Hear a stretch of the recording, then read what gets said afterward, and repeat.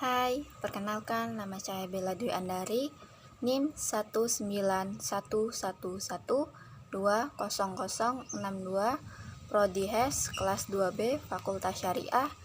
Saya akan menjelaskan tentang bahasa Arab. Soal nomor 1. Jelaskan apa itu isim. Isim adalah kata yang menunjukkan. Contohnya manusia. Contoh dari manusia adalah rajulun, seorang laki-laki. Yang kedua, hewan. Contoh dari hewan, filun, gajah. Contoh tumbuhan, tamrun, kurma. Contoh benda mati, hajarun, batu. Contoh sifat, jamilun, bagus. Contoh waktu, sabahun, pagi. Dan contoh tempat, masjidun, masjid. Ciri-ciri isim dikenal dengan dua ciri. 1, ada alif lam di awalnya, dan 2, ada tanwin di akhirnya. Namun alif lam dan tanwin tidak boleh berkumpul dalam sebuah isim. Jika sebuah isim diberi alif lam, maka tidak boleh ditanwin, begitupun sebaliknya. Contohnya al-masjidu, masjidun, al-masjidun. Jelaskan apa itu isim ghairu munsharif. Isim ghairu munsharif yaitu sebuah isim jika tidak diberi alif lam, maka harus diberi tanwin di akhirnya. Ini kaidah umumnya. Contoh al-babu, babun. Namun ada beberapa sebab yang membuat sebuah isim tetap tidak boleh diberi tanwin meskipun tidak diberi alif lam. Isim jenis ini dikenal dengan istilah isim ghairu munsharif. Contoh Arabnya, al-ismu ghairul munsharif, alias isim yang tidak boleh ditanwin. Di antara sebab sebuah isim tidak boleh ditanwin: 1, nama wanita. Contohnya Zainab, Zainabu, Khadijah, Aisyah, Aisyatu. Nama laki-laki yang berakhiran ta marbutoh: Muawiyah, Tolha, Hamzah. Nama asing atau nama manusia atau nama daerah: Baghdad, Ismail, Ibrahim. Jelaskan apa itu isim muzakkar. Isim muzakkar adalah isim yang berjenis laki-laki. Contohnya Yusuf. Cara membedakannya ialah dengan terlebih dahulu kita mengenali kelompok isim muannats. Jika tidak termasuk ke dalam kelompok isim muannats, maka kita bisa melakukan ke dalam kelompok isim muannats. Menurut orang Arab, yang termasuk ke kelompok isim muannats adalah 1, manusia atau hewan yang berjenis kelamin wanita, yaitu bintun, anak wanita, mar'atun, wanita, bakorotun, sapi betina. Yang kedua, nama yang digunakan untuk wanita: Fatimah, Maryam, Halimah. Yang ketiga, isim yang berakhiran ta marbutoh, yaitu sayaratun, mobil, sekolah, madrasatun, handuk, mingsafatun.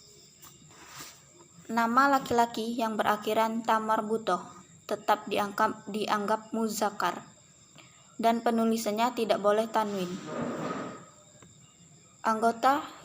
Anggota tubuh yang berpasangan. Contohnya tangan, yadun, kaki, rijdun. Yang ketiga, mata, ainun. Yang 4. Uzunun, telinga. Soal nomor 4. Jelaskan apa itu mu'annats.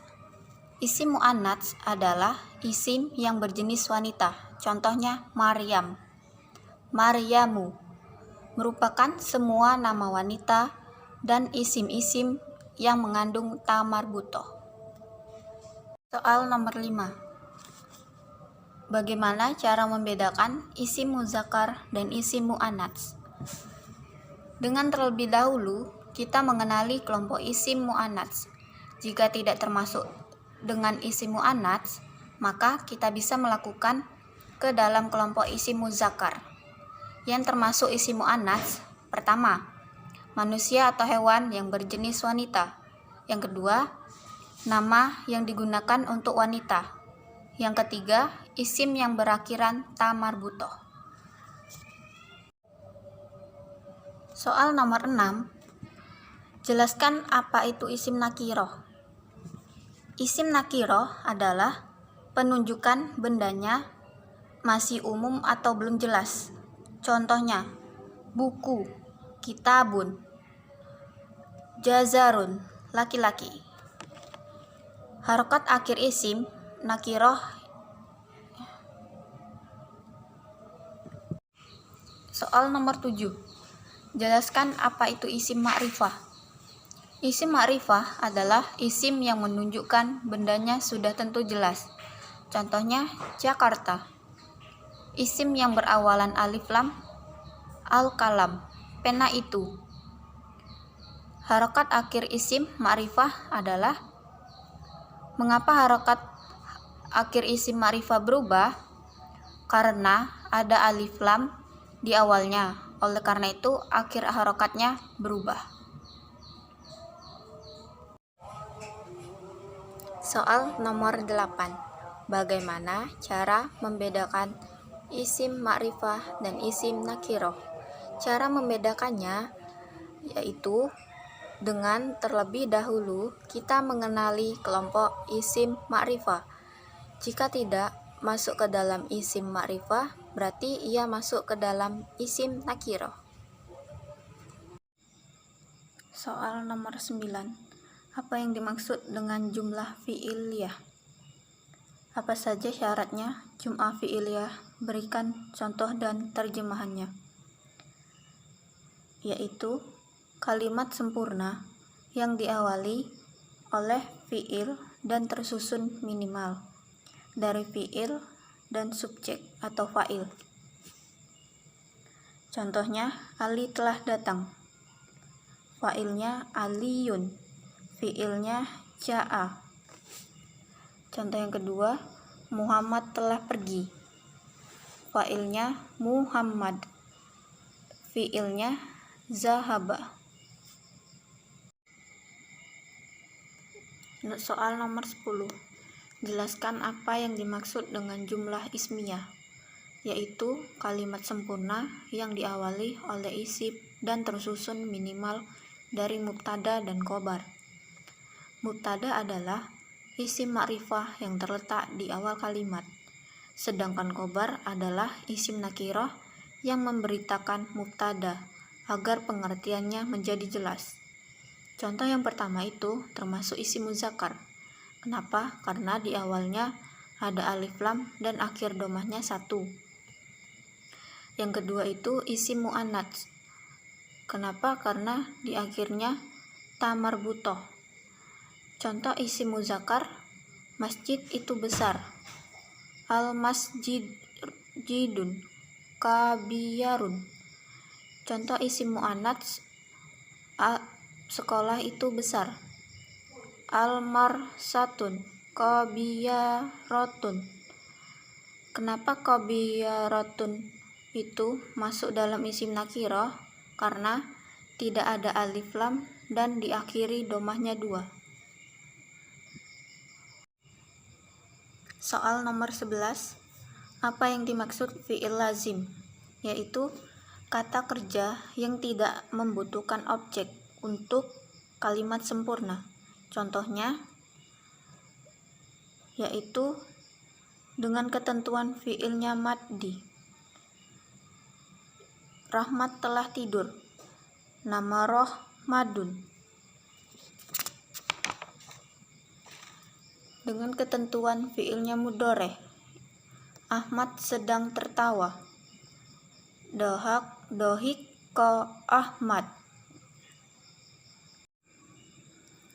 Soal nomor 10. Apa yang dimaksud fiil muta'addi?